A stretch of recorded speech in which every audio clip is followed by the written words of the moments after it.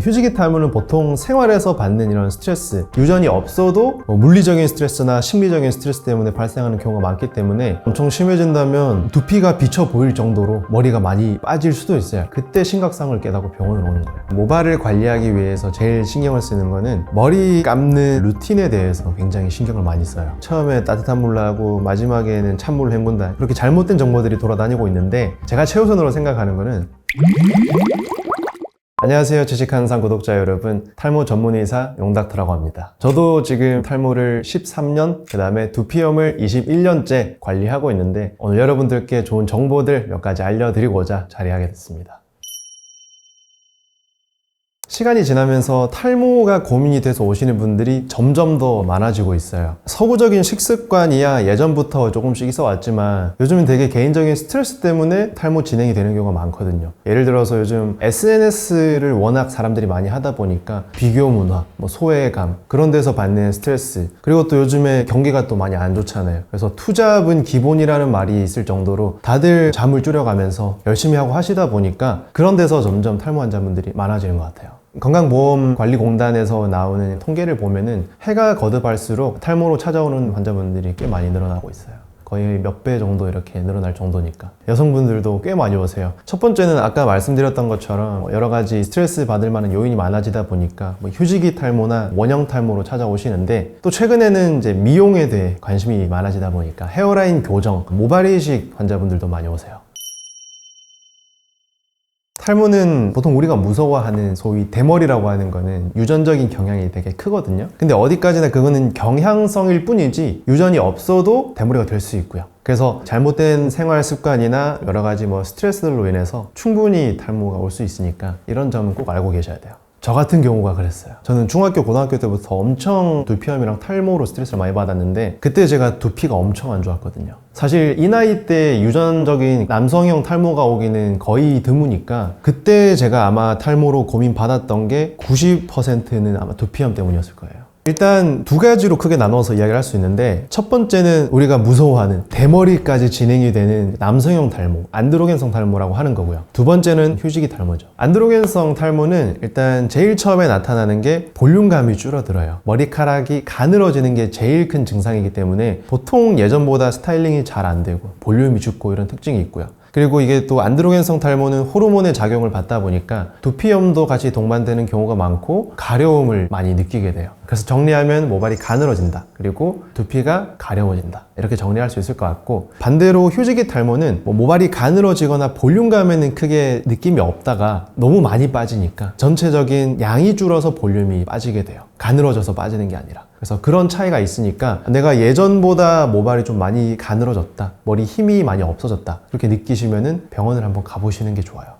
휴지기 탈모는 특징이 갑자기 머리 빠지는 양이 늘어나요. 머리 감는데 갑자기 머리가 수북하게 빠져요. 아니면 드라이를 하는데 땅바닥에 머리카락이 너무 많아졌어요. 그래서 한번 자기 머리를 잡아 당겨보죠. 평소보다 많이 빠지는구나, 좀 심각하다. 그렇게 하다가 두피가 이제 어느 정도 좀 비쳐 보이기 시작하면 그때 심각성을 깨닫고 병원을 오는 거예요. 그게 바로 휴지기 탈모예요. 휴지기 탈모는 보통 생활에서 받는 이런 스트레스, 물리적인 스트레스나 심리적인 스트레스 때문에 발생하는 경우가 많기 때문에 생활 습관이 되게 중요하고, 내가 어떤 마음가짐으로 이거를 좀 대처하고 나가는지가 제일 중요해요. 휴지기 탈모로 엄청 심해진다면 두피가 비쳐 보일 정도로 머리가 많이 빠질 수도 있어요. 보통은 휴지기 탈모가 시작이 됐을 때 3개월에서 6개월이면 자연 회복이 되거든요. 근데 그 원인이 회복됐을 때, 원인이 제거됐을 때 이야기지, 원인이 계속 그대로 남아있으면 휴지기 탈모는 6개월 이상 만성 휴지기 탈모로 넘어갈 수도 있어요. 그래서 그때부터는 치료가 굉장히 힘들어지기 때문에 내가 머리가 좀 많이 빠지는 것 같다, 그러면은 최대한 빠른 시간 안에 전문가를 만나셔가지고 정확한 진단을 받고 그에 맞는 치료를 진행하시는 게 제일 중요해요. 그래서 휴지기 탈모는 본인 생활에 그 원인이 있는 경우가 많고요. 그래서 그 원인을 제거하고 해결하면 대부분 자연히 괜찮아져요.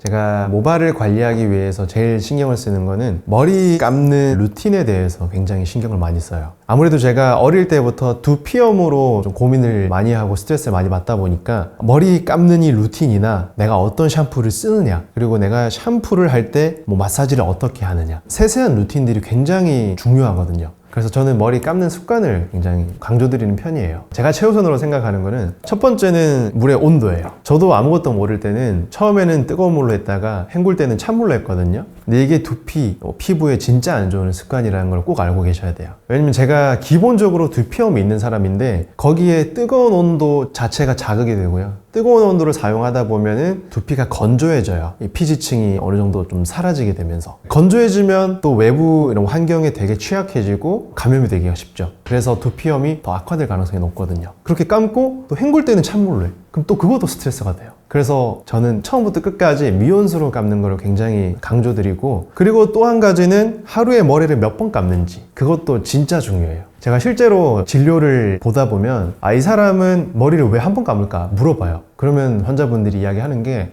머리 한 번 더 감으면 머리가 더 빠지니까. 대부분 이런 고민을 하시거든요. 절대 그런 거 아니고요. 하루에 빠지는 모발은 이미 다 정해져 있어요. 본인이 뭐 한 달, 두 달 사이에 생활 습관을 어떻게 했다, 최근 일주일간 뭐 과음을 했다, 그러면 오늘 머리가 많이 빠지는 건 이미 정해져 있는 거예요. 그러니까 최대한 청결하게 나한테 맞는 루틴을 찾는 게 중요하다는 걸 저는 강조드리고 있어요.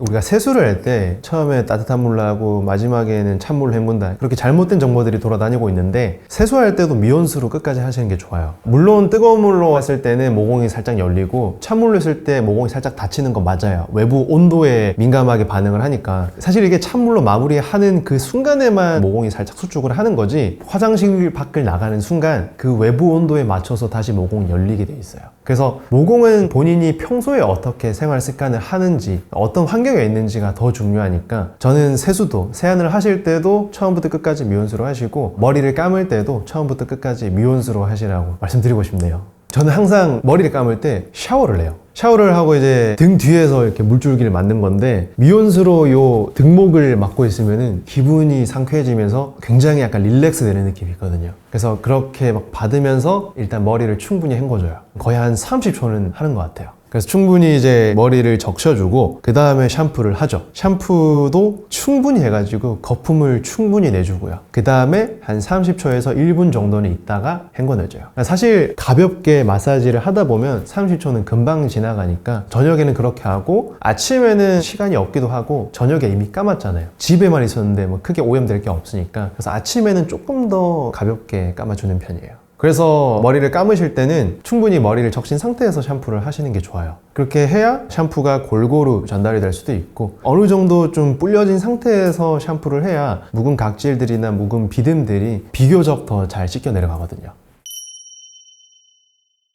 흔히 샴푸가 안 좋다고 생각을 하셔가지고 샴푸를 하자마자 바로 헹궈버려요. 물론 하루에 머리를 2번 감으시는 분이라면 조금 더 낫지만, 보통 대부분 여성분들은 하루에 1번 감거든요. 그럴 때는 샴푸의 힘을 빌려서 세정을 최대한 깨끗하게 해야 되는데, 너무 금방 헹궈버리면 샴푸의 역할을 제대로 못하고 그냥 헹궈 나가는 거예요. 그래서 저는 요거 한 가지, 꼭 샴푸는 한 1분 정도는 조금 방치해 뒀다가 헹구시는 걸 말씀드리고 싶고, 그리고 샴푸가 몸에 안 좋다는 근거는 없어요. 근데 다만 한 가지는 설페이트류 계면 활성제 있잖아요. 그런 것들은 이미 연구로도 이게 접촉성 피부염을 일으킬 수 있는 그런 가능성이 있다라는 연구 결과가 있기 때문에, 샴푸 성분을 고를 때 설페이트류 계면 활성제는 저도 웬만해서는 피하는 편이에요. 근데 또 오해하시면 안 되는 게, 설페이트가 있으면 무조건 안 좋구나, 또 이것도 아니에요. 나랑 잘 맞으면 설페이트가 굉장히 가성비가 좋은 그런 계면 활성제이기 때문에 설페이트를 써보고, 안 맞으면 이게 설페이트 때문일 수도 있겠구나 생각을 하시고, 그 다음에는 설페이트 없는 걸 사용해 보셔도 괜찮아요.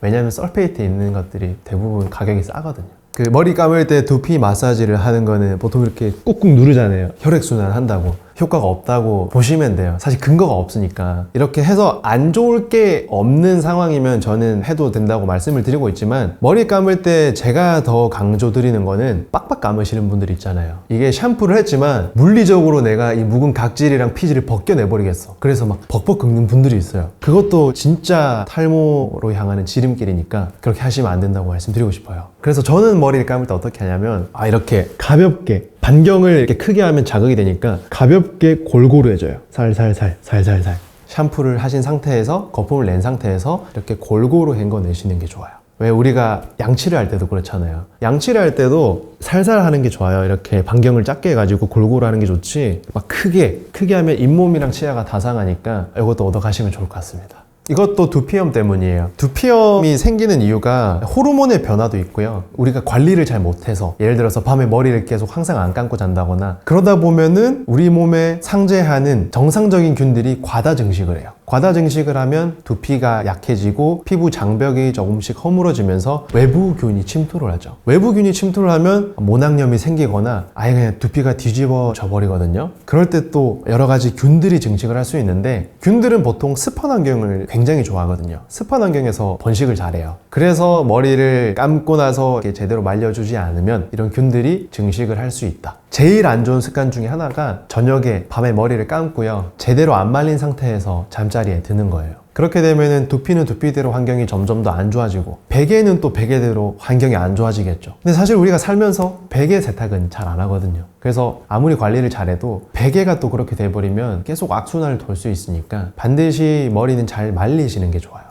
저 같은 경우는 예전에 시간이 많을 때는 찬바람으로만 말렸어요. 선풍기 바람으로만 하고 이게 찬바람이랑 뜨거운 바람 두 가지가 좀 이슈가 되는데 뜨거운 바람이 안 좋은 이유는 아까 말씀드린 것처럼 이 뜨거운 바람 자체가 두피를 건조하게 만들고요. 두피염을 악화시켜요. 그래서 뜨거운 바람을 사용하실 때는 두피에 직접적으로 바람이 향하지 않도록 해주시는 게 중요하고 두피에 직접적으로 바람이 향해야 된다면 그때는 조금은 찬바람으로 해주거든요. 그래서 이 영상을 보시는 분들도 내가 시간이 없고 머리가 길어서 머리 말리는 게 힘들다. 그럴 때는 뜨거운 바람으로 하셔도 돼요. 대신 조금 멀리 떨어져서 말리시고요. 그 다음에 머리가 짧으신 남자분들은 처음에 그냥 뜨거운 바람, 따뜻한 바람으로 하고 찬바람으로 이제 왔다 갔다 하시면서 말리시면 괜찮아요.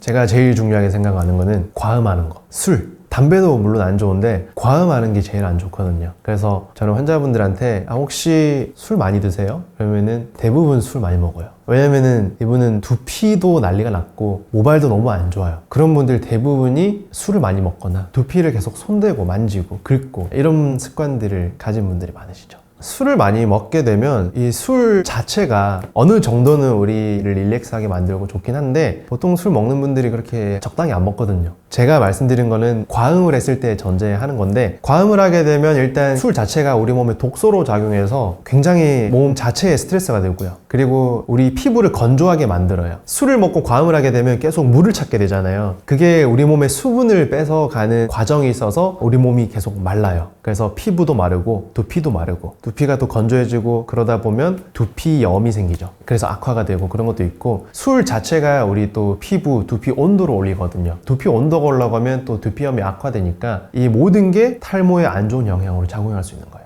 일단 탈모에 좋은 음식을 먹는 것보다요 안 좋은 음식을 안 하는 게 훨씬 더 중요한데 좋은 음식이라고 소문난 것들 있잖아요. 검은 콩을 먹으면 모발에 좋다 이런 이야기 이런 속설들이 있는데 검은 콩에 들어있는 성분 중에 뭐 안토시아닌이나 이런 여러 가지 항산화 물질들 또 여성 호르몬을 닮은 물질들이 있는 건 맞아요. 근데 중요한 거는 거기 있는 함량이 탈모에 도움이 될 정도로 함량이 많은 건 아니니까 그냥 그런 성분이 있구나 맛있게 먹자 요 정도면 될 것 같고요. 안 좋은 음식은 방금 말씀드렸던 술, 그 다음에 저는 개인적으로 공복에 커피를 안 먹어요. 왜냐면 소화 기능이 떨어져서. 그래서 위장에 안 좋은 역할을 하는 음식들 좀 자제하시는 게 좋고 그리고 또 사람마다 자기랑 안 맞는 음식들이 있어요. 예를 들어서 나는 뭐 밀가루 음식을 먹으면 피부가 안 좋아지고 늘 가렵더라. 아니면 튀긴 음식을 먹으니까 피부가 안 좋아지더라. 그런 음식들은 자제하시는 게 좋죠. 왜냐면 이게 조금 더 자세하게 설명드리면 아까 제가 커피를 안 먹는다고 했잖아요. 특히 공복에. 이게 위장장애가 저는 항상 생기더라고요. 아침에 공복에 커피를 마시면 하루 종일 소화가 잘 안 돼요. 소화가 잘 안 되면 내가 먹은 음식들이 온전히 흡수가 안 돼요. 물론 그런 단점들도 있지만 일단 소화가 안 되면 소화장애가 생기니까 이 소화장애가 또 우리 두피랑 피부에 안 좋은 영향을 미치거든요. 그래서 위장장애가 굉장히 중요하니까 저는 개인적으로 위장 기능에 방해가 되는 것들은 웬만해서는 안 해요. 그래서 커피 그리고 매운 음식 저는 웬만해서는 진짜 안 먹습니다. 그리고 과식하는 거 굉장히 자제하는 편이고 또 어떤 분들은 밀가루를 먹었을 때 위장장애가 생길 수도 있어요. 그래서 피부랑 두피 악화로 연결될 수 있으니까 이런 것들 참고하셔가지고